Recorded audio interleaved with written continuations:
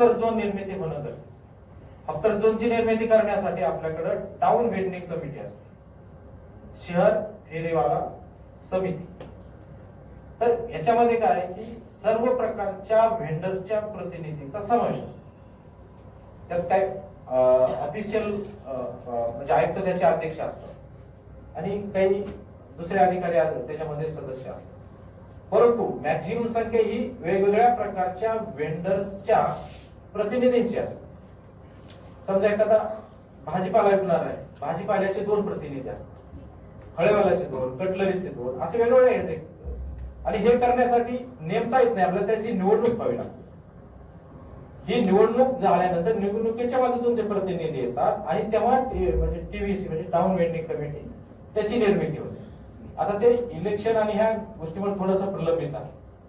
मग त्याच्या पुढे आपण मधल्या काळात एक स्मार्ट पार्किंगची कन्सेप्ट सुरू आहे आमचा, की शहरामध्ये एक आपण एजन्सी नियुक्त केलेली आहे आणि त्या एजन्सी शहरातील पार्किंग स्पेस म्हणजे रस्त्यालगत असलेल्या जे काही मोकळ्या जागा आहे, म्हणजे जो स्पॅन असतो रस्त्याचा त्याच्या बाजूचा जो भाग आहे त्या ठिकाणी पार्किंग करण्याचं, त्याचे लॉट करण्याचं आणि ते सगळे लॉट हे ऑनलाईन पद्धतीनं बुकिंग होण्याचं अशा प्रकारचं सॉफ्टवेअर आम्ही आता हायर करतोय. आणि त्याच्या माध्यमातून आपल्याला एखाद्या ठिकाणी कॅनॉटला तुम्ही गेले तर तुम्हाला त्या ठिकाणी ऑनलाईन बुकिंग करून तुमचं पार्किंगचा स्लॉट बुक करता येईल. तर हे आता आमचं अंतिम टप्पा आहे. हॉकर झोनची निर्मिती आणि ह्या पार्किंग झोन ह्या कोलॅटरल प्रोसेस आहे. तर अशा पद्धतीने आपण त्या ठिकाणी पुढे जातो. सवाल करती हूँ, जो रेंट के घरों में रह रहे हैं, जिसके पास रहने के लिए घर नहीं है, उन्होंने कहाँ से टैक्स वसूल करना? आप उनके लिए कोई सिंपल सा एड्रेस प्रूफ या कोई एफिडेविट एक्सेप्ट किया जाए, या तो आप उनको रहने के लिए घर दे दीजिए तो टैक्स वसूल कर लेंगे। मैं बात उनकी कर रही हूँ जो रेंट के घरों में रह रहे हैं और जिसके पास अपना खुद का घर है, आप उनसे बराबर टैक्स वसूल कीजिए, हमें इससे कोई प्रॉब्लम नहीं होगी। लोकसंख्येचा आज छोटे शहर तिथं बसलेलं आहे. आज आपण बघतो गुंठेवारीच्या माध्यमातून सातारा देवळा ह्या भागातून कमीत कमी 300-400 कोटी रुपये आज आपल्या इथे जमा झालेले आहेत. परंतु इतके पैसे जमा झालेले असताना सुद्धा आपल्या महानगरपालिकेचा सर्वात कमी निधी आज सातारा देवळाला मिळू लागला. खरंच आपण बघतो शहरामध्ये प्रत्येक ओपन स्पेसला आज कंपाऊंड वॉल झालेला आहे. त्याच पद्धतीने तिथं वॉकिंग ट्रॅक असो, खेळणी असो, ओपन जिम असो, सगळा बाकडे असो, सर्व मिळालेलं आहे.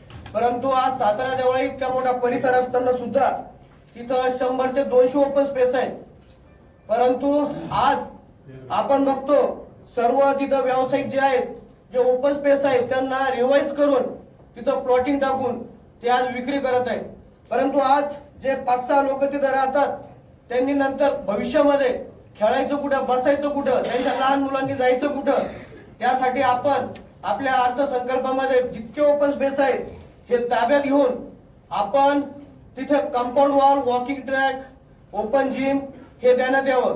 कारण की आज एकही असा ओपन स्पेस नाही सातारा देवळामध्ये, विटखेडा कंचनवाडीमध्ये की तिथे आज वॉकिंग ट्रॅक झालेलं आहे का, कुठे खेळणी वगैरे काही आहे, वृद्धांना बसायला बाकडे.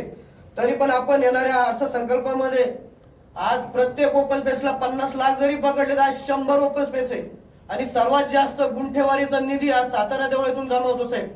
त्याच्यामुळं आपण त्याच्यासाठी जास्तीत जास्त एका ओपन स्पेसला 50 लाख जरी पकडले तर कमीत कमी आपण जर अंदाज लावला 100 ओपन स्पेस साठी आपण 50 तरी कोटीचा निधी आज सातारा देवळे आणि विटखेडा कंचनवाडीसाठी ठेवण्यात यावा. आपण बघतो स्मार्ट शहराच्या माध्यमातून आपण सगळीकडे विकास करू लागलो.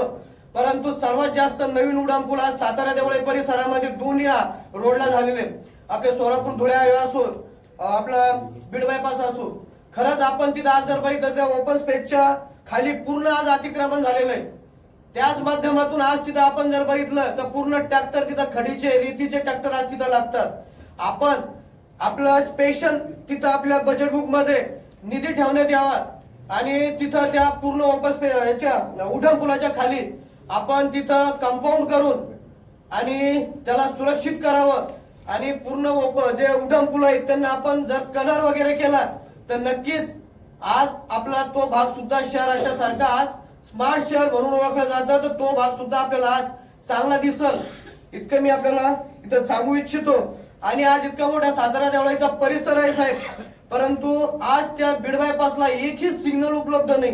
त्याच्यामुळे ट्रॅफिकची तिथं खूप समस्या होती. आज देवळाई चौक असो कुठं असो एकही सिग्नल तिथं नाही. तरी आपण जर त्याच्यासाठी काही निधी ठेवला सीसीटीव्ही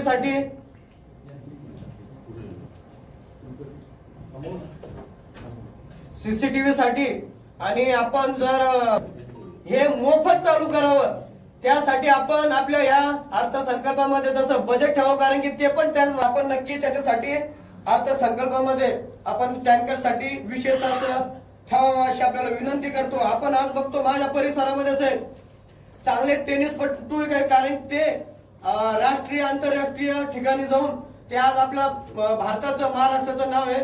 आज लोक संभाजीनगरचा नक्कीच विकास होईल अशी मी आपल्याला शुभेच्छा देतो व थांबतो. जय श्रीराम. सन्माननीय विचारले सगळे उत्तर द्यावे अधिकारी वेळोवेळी.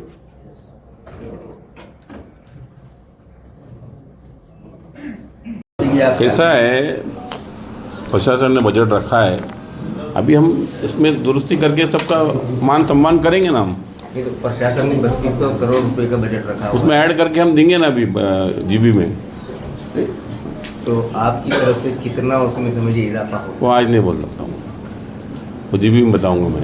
तभी आज बोल दूंगा तो कल के लिए क्या रहा. आज बजट हमने मान्यता दे दी है, अब दाखिल करेंगे तो उसमें तरमीम कर देंगे जीबी के अंदर. बोलो और क्या है. बाजार को बंद करने का भी मुद्दा उठाया गया, उसको कैसा लगता है? कैसा है, रास्ते पे जो लोग बैठते हैं बाजार में, जो बाजार है वहाँ पर चालू रहेगा. जो रास्ते पे बाजार में बैठे हैं बाहर के लोग आगे कोई भी वो हटेगा. बाजार निर्णय बदलने वाला नहीं है कोई भी.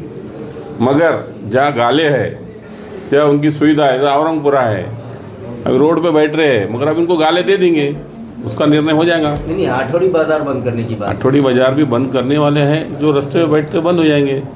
जो जहाँ कुछ वसूली नहीं होती है तो बंद करने में वहाँ पर अपन पार्किंग करेंगे, हॉकर जोन करेंगे, तो कुछ ना कुछ करेंगे, अच्छा ही करेंगे. प्रशासन ने निर्णय लिया, उसको हमने सपोर्ट किया. ये शहर के कदीम बाजार है, आपको नहीं लगता इस बंद होने से? देखो कैसा है, गांव के बाहर जैसा चिकलठाने का बाजार है आठवड़ी बाजार, तो उसको किसी को तकलीफ नहीं है, तो उसके लिए विचार करेंगे हम.